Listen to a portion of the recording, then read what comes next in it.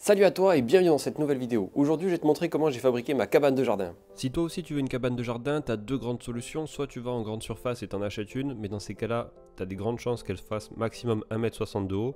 Et pour moi ça c'était hors de question. Donc j'ai choisi une deuxième option où je l'ai faite fait maison. Elle a été réalisée avec des lambourdes et des lames de terrasse. C'est pas cher et c'est facile à trouver autour de chez soi. Elle m'a coûté moins de 200 €, ce qui est largement correct vu sa taille. Avant d'attaquer la phase à proprement dit de réalisation, il faut s'installer. C'est plus facile de s'installer juste à côté de l'endroit où on va installer la cabane. Comme ça, s'il y a des ajustements à faire, on est juste à côté. C'est beaucoup plus simple, beaucoup plus rapide. Du coup, je t'invite à faire pareil et à profiter de l'extérieur. Après ça, je passe directement à la phase de mise en longueur. Donc j'ai pris des lambourdes classe 4, comme ça à l'extérieur ça craindra rien.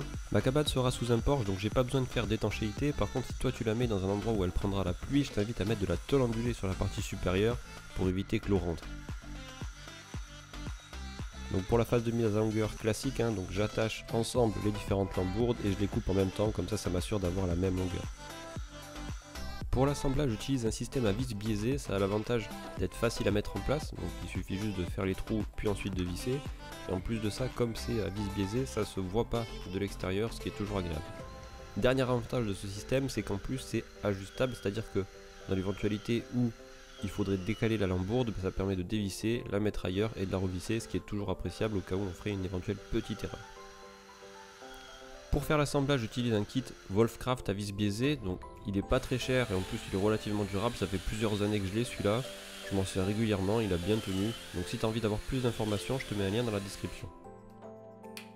Une fois que tous les trous sont faits, je peux passer à la phase d'assemblage, donc je mets les pièces les unes en face des autres pour attaquer le montage. Je commence par le cadre inférieur. Pour faire l'assemblage, je les maintiens bien en place de manière à ce que quand je visse, le montant ne se décale pas. Et comme ça, j'aurai un assemblage qui sera sans jeu, ce qui est toujours plus agréable.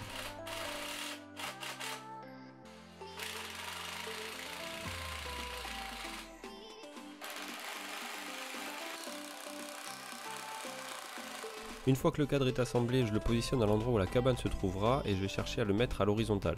C'est important que la base soit bien horizontale de manière à ce que la charge soit également répartie sur la base.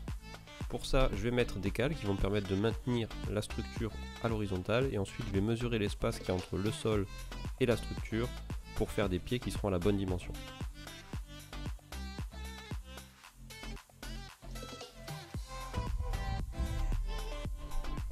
Une fois que j'ai découpé tous mes pieds, il ne me reste plus qu'à les fixer, donc pour ça je fais deux trous, je fais bien des pré-trous parce que sinon quand je vais visser je risque de fendre le bois et je serre pas non plus comme un ours parce que si je serre trop, en fait le bois va se fendre et du coup le pied va casser, il faudra que je refasse un autre. Et je fais pareil du coup pour les quatre côtés. Maintenant que les pieds sont assemblés, je peux positionner la cabane et je vérifie bien sûr qu'elle est bien à l'horizontale histoire que on puisse travailler dans de bonnes conditions.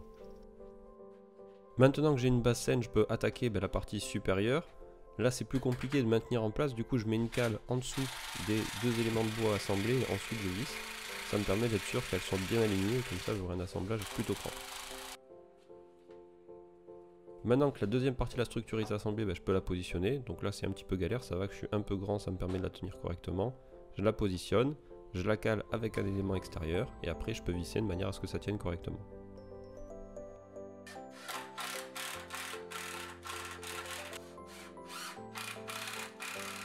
Pour continuer l'assemblage, il va falloir que je positionne une traverse qui va me permettre d'assembler la partie avant et la partie arrière. Donc pour ça, je mets une cale, je positionne la traverse et je la visse comme ça, je sais qu'elle est bien positionnée. Je peux à présent passer à la deuxième partie, donc la face avant. Et pour ça, pareil, je mets une cale pour avoir la bonne hauteur pour la traverse. Et une fois que c'est positionné, je peux visser.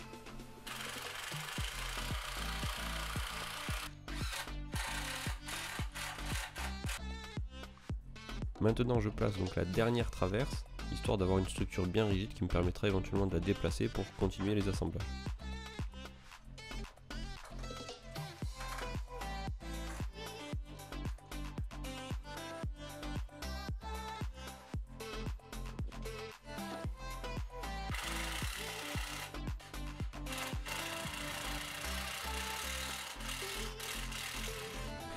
Maintenant je passe à la partie du toit. J'ai choisi d'avoir un toit qui sera légèrement incliné vers l'avant plus pour un souci esthétique que fonctionnel, puisque de toute façon comme la mienne elle sera abritée, j'aurai pas besoin d'avoir un système d'étanchéité. Par contre si toi tu as besoin effectivement d'un système d'étanchéité, c'est indispensable que tu aies un toit légèrement en pente.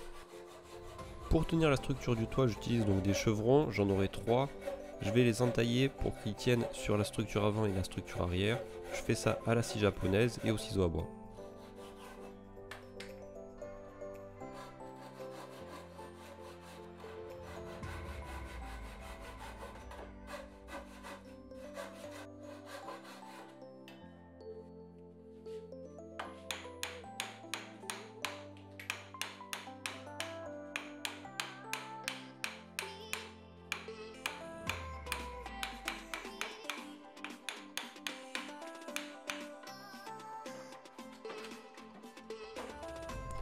Pour l'installation, je place les chevrons et je les visse par le dessus, c'est le plus simple à mettre en place et aussi le plus rapide.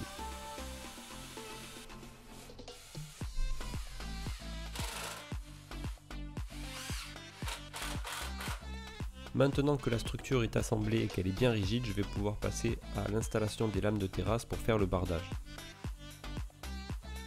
Pour les déplacements, je me fais aider parce que c'est quand même beaucoup plus confort, même si la structure n'est pas très lourde, elle est quand même assez encombrante, donc c'est plus confort pour le déplacement. Pour installer le bardage, c'est important de commencer avec la première lame qui soit bien parallèle à la structure, histoire de ne pas avoir de défaut en fin d'assemblage. Donc pour ça, je place des cales, sur les cales je mets la première lame de terrasse, et ensuite je la fixe fermement de manière à pouvoir faire le reste de l'assemblage. Une fois que ma lame de référence est positionnée, je vais pouvoir préparer ma clouseuse pneumatique au fond de mon garage. Après ça, je prends mon tuyau d'air pour pouvoir travailler avec ma cloueuse.